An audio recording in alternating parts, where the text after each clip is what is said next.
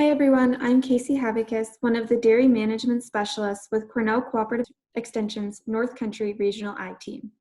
Thank you for tuning in to another one of our podcast episodes. Today I'm joined by Gail Carpenter, who is a dairy nutritionist, and Rick Welsh, who is a dairy specialist with CSA Animal Nutrition. Today we're going to discuss strategies to maintain health and performance across the transition period with extended dry periods. As a result of the COVID pandemic, farms are having to reduce their milk production, and in order to try to accommodate this, farms are drying cows off early, resulting in an extended dry period length. So of course, with all management changes, there are many things to consider, and today I'm happy to have Gail and Rick here to discuss some of the nutritional considerations for dry cows that are going to have an extended dry period. So Gail, why don't you kick it off and maybe expand a little bit more on the concept of extended dry periods? Sure.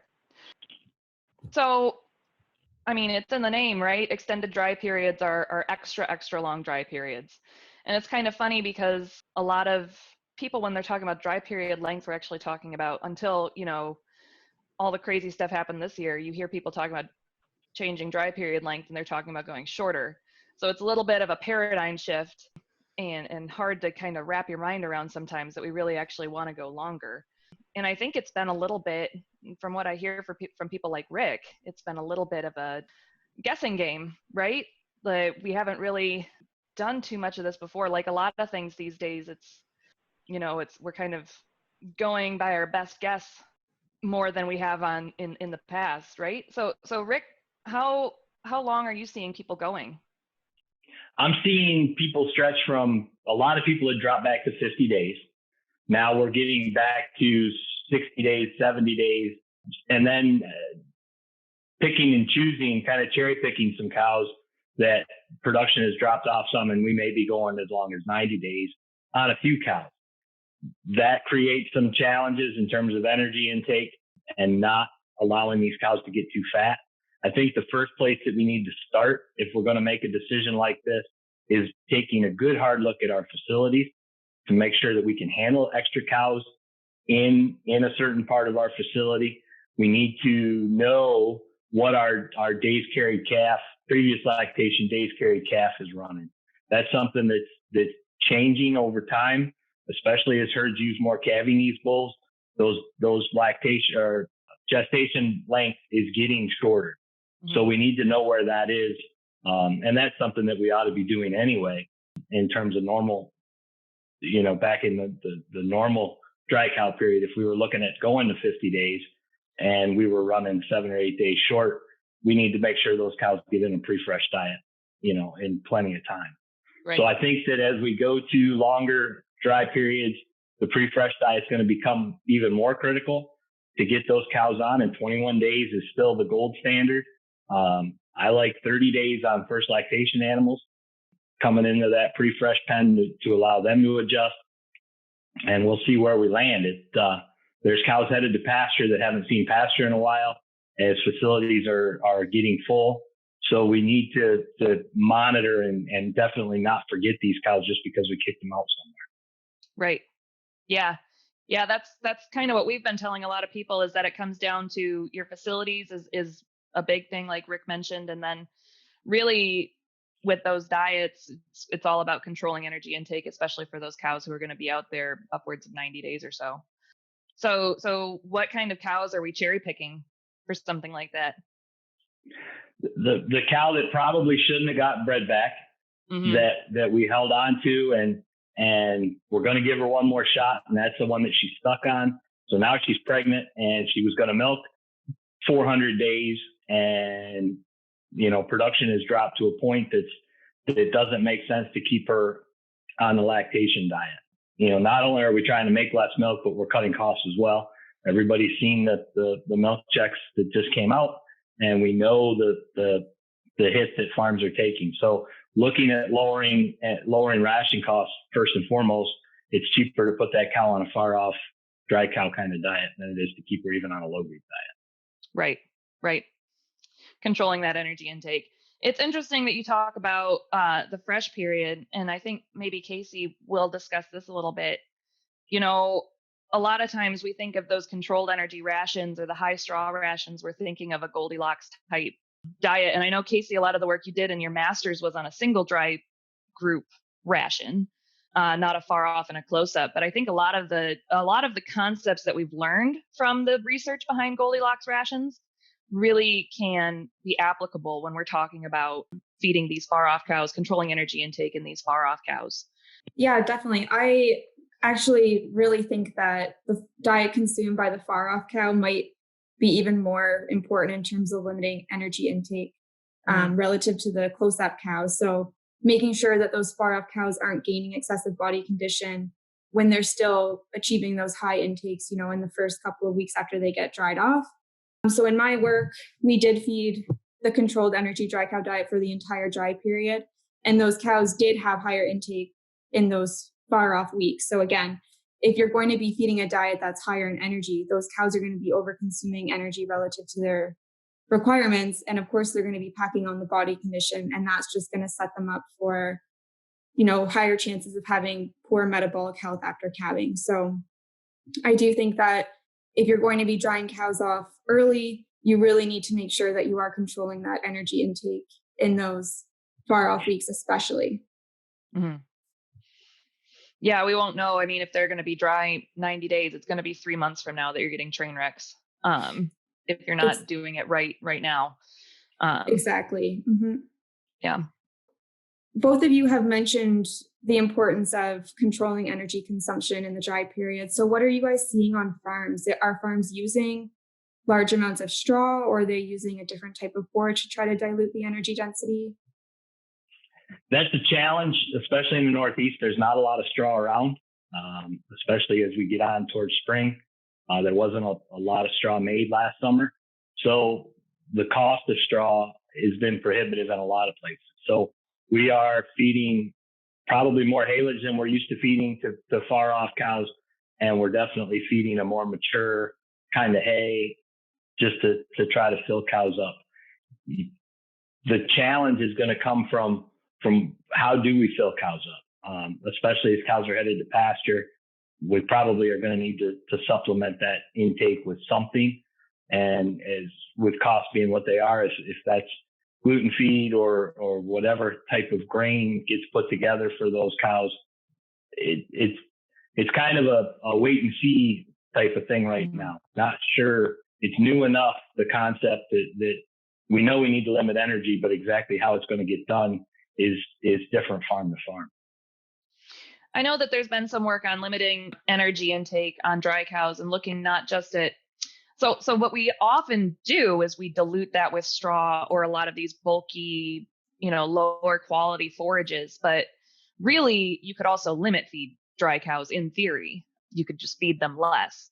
That works great in a research farm setting. But in practice, I think there's going to be a lot of challenges if we try to do stuff like that, especially when we're talking about looking at our facilities and maybe we're actually stretching some of our stocking densities a little bit in some of these dry cow barns. I don't know if that's something that you've seen, Rick, but if you're increasing the stocking density and increasing that competition, like feeding cows less, again, it works great if you're on a research farm and each cow has access to one bunk and only access to that bunk. But in the real world, maybe not as applicable as we'd like. Yeah, it's certainly a challenge. Our 6-row barns are naturally short of bunk space, and those cows are definitely going to get pushed out by the boss cows that are going to make sure they get enough to eat. The other thing that we need to remember is metabolizable protein in terms of colostrum quantity when that cow does calve. If we really skimp on everything in the far off pen, and that cow is eating twigs and sticks and just getting through, we're going to take a hit on colostrum on the other end. Yep. So do you have any recommendations that you can share with listeners in terms of what that metabolizable protein level and what that energy level should maybe look like if they're going to be extending the dry period? For the far off cows, we still need to try to be in that 1,000 to 1,100 grams of metabolizable protein, which is going to take some grain to get that done. We can't do it strictly on forage and a mineral. It's gonna take some grain. I've seen instances where we could feed those Faroff cows the same grain that we were feeding heifers, and got it fairly close to where we needed to be, and those cows seem to do okay. It's one of those things that your nutritionist knows your cows, you know your situation. It's definitely going to be important to have them involved in the conversation. Mm-hmm. And in terms of energy density, is there a level that you like to see your diets at? As low as we can go. And that's probably higher than most people would like to see. To come up with a hard and fast number, we talk about percent of requirement, right? That's as close as we're going to get to talk about different size cows and different frame cows. So if we're in that 100 to 110% of requirement, we're probably okay in terms of metabolizable energy. But we got to remember that first lactation heifer does not need as much energy as that third or fourth lactation cow just to cover maintenance. So as we deal with mixed pens in terms of lactation, that becomes a challenge. So to bulk it up or limit it is about as good as it's going to get. And again, that 100 to 110% of requirement is probably a safe place to be.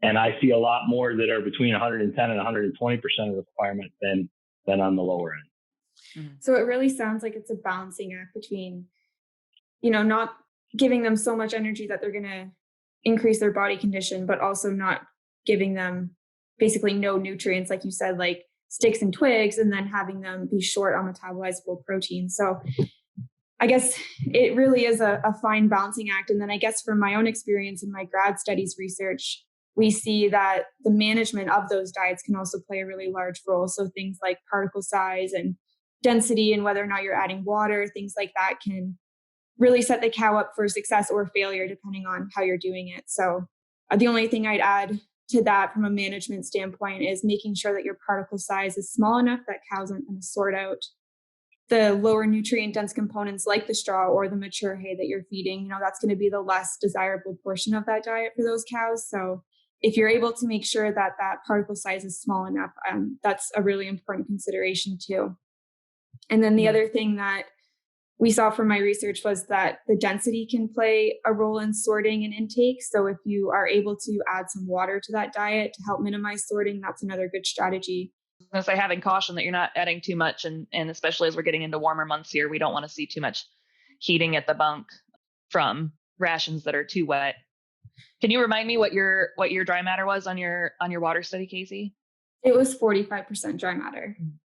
Yeah, so that's another really good point, Gail. So a majority of that research occurred in the late summer months and into the winter. And I know some other work done out of the DeVries lab looked at water being added to a lactating diet in more of the summer months. And I know that resulted in some heating and spoilage. So that's another really important consideration. So thank you for addressing that. Gail, I know that you've done some work with alternative forages. Are you able to maybe make some recommendations? Like Rick kind of touched on it already, but maybe if farms don't have a ready supply of mature hay or straw to add? So yeah, some of the work I did when I was at the University of Guelph focused on biomass crops actually. So a lot of the work that I did was focused on switchgrass hay, which has traditionally been a biomass crop, but it's a very poor hay. It's in terms of nutrient density, it doesn't have a lot in it except for fiber and lignans. And so that's not something that, we have fed it to lactating cows as a replacement for straw, and it seems to work fine there. But we can really see some success, at least again in research settings, and this has been backed up by producers on Ontario who've been using it in the field. It does work really well in a dry cow diet in place of straw. You really have to be careful about quality in terms of molds and toxins, just like any other hay. Have to keep an eye on stuff like that. It works really well as a bedding too, if you're using straw as bedding. And maybe if you wanted to incorporate straw in a ration and use switchgrass as bedding, switchgrass does work great as a bedding. And there's researchers at the University of Guelph who've looked at it in that way too. But we did a project at the Ridgetown campus when I was there, when we just swapped out switchgrass for straw and dry cow rations on a pound for pound, or, it's Canada, so a kilo for kilo basis. And we didn't see any differences speak of in dry matter intake or body condition or milk yield or incidence of metabolics. So it seemed to work just great as a replacement for straw in dry cow rations. Other biomass crops that potentially we think could work pretty well as dry cow feeds, miscanthus, big blue stem, some of these other, traditionally not feed forages seem to work pretty well for dry cows based on what we're hearing from producers. The Ontario biomass producers have a lot of dairy farms that they work with up there. And I know that those some of those crops are grown in New York, not just Ontario. So there's only a couple lakes in between. I mean, it's a different country, but yeah, exactly. So maybe not a super practical approach for farms right now, given that they probably don't have it in their rotation, but maybe definitely something for them to consider in the upcoming years if they continue on with, a more lengthy dry period. Yeah, it switchgrass does, from an agronomy standpoint, takes a couple of years to establish. So hopefully we're not still dealing with these problems 2 years from now. Yeah, exactly. So Rick, I'm curious, you've mentioned the concept of managing body condition score. So do you have anything that you could add to maybe what you're seeing on farm in terms of dry period body condition score and what you look for cows, either maintaining or if they're losing body condition score after calving, like what type of thresholds you kind of look at for that? Sure. So body condition score is a challenging one because it's difficult for someone to see a half a body condition score change. That's about 75 pounds per cow. So unless you really are tuned in to body condition scores over that period of time, it's going to be tough to see the gain. And a lot of that gain is happening on the inside of the cow before it ever happens on the outside of the cow, where the body condition score is going to show it. So body condition score is challenging to manage. The gold standard, right? Nobody wants to see cows change. We want them to dry off in that 3 1/4, 3 1/2 kind of range and calve in right there as well. Farms that have scales, it's a little easier to keep track of what these cows are doing. But at the same time, we're only talking about an additional 20 or 30 days. So unless we are feeding them a straight corn silage diet, which I don't think anybody's going to do, then we're probably not going to have to worry quite as much about how much weight they're going to put on. But understand that she may still look like a 3.5, but it put some weight on the inside, laid down some fat on the inside that you're not able to see. And what about those late lactation cows that are drying off at like a body condition score of maybe 4 or 4.5? Do you have any recommendations on how to get through the dry period without them being a train wreck after they calve? They're always a difficult group to manage. I think that if we give them a little bit, the longer dry period, we've got some more time to try to do something about that, right? We don't want to try to thin cows down on a 50-day or a 60-day dry period. But if we're 70 to 90 days, that gives us a little bit more time to put those cows on that kind of diet. The challenge happens that the fastest calf growth, fetal growth, is happening right there at the end. So the need for those nutrients is still real. So if we put her on an energy, real limited diet to try to get her to thin down some, we're probably going to impact fetal growth, and that'll impact colostrum quantity as well. And now we're coming into warmer weather. Even in northern New York, it's going to get warm, and pre-fresh cow, dry cow heat stress is something that we all like to talk about, but it's definitely not on the top of people's lists in a lot of places for addressing and figuring out how to cool those cows. Right. Yeah, those are good points. And Gail, do you have anything to add to managing body condition score? No, I think Rick's exactly right. By the time we're seeing changes in body condition, there's been a lot of fat deposition happening already. And I know we've mentioned pasture a little bit along the way, but that is one of the nice things if you have a facilities issue and you're looking at putting some of your far off dry cows out on pasture. I mean, we all know calories in, calories out. And one of the ways to get calories out is exercise. So those cows on pasture are going to be, just burning a couple extra calories. They're, moving up on their Fitbits. They're getting their steps in throughout the day. So that is an added benefit of being able to put them out on pasture if it's available. Yeah. And I do see quite a few farms putting cows out on pasture right now. And I think part of that too is just to, like you said, Rick, like managing space. It's nice out if they don't have the space inside the barn for these far off dry cows, just throw them out on pasture. Are there any considerations that these farms should be keeping in mind, though, with those far off dry cows on pasture? I am a firm believer in the supplemental lick tanks, whether that's a liquid, molasses-based kind of product or one of these solid or semi-solid tubs. We can't forget about the mineral needs and the vitamin needs of these cows. So to put something out there as a supplement that way makes sense. There are some free choice minerals that are custom blended, put together with ingredients that are going to limit intake so that we don't overdo some of these nutrients that work pretty well. I'm not a fan of trying to mix up your own free choice kind of mineral for those cows that are out. If you can in fact go out and feed those cows, somebody puts eyes on those cows every day. That's not a bad thing, and feed them some sort of supplement to get the vitamin and the mineral need. We do need to remember that fastest fetal growth is occurring at this time when we're going to kick those cows out to grass and try to forget about them. Right.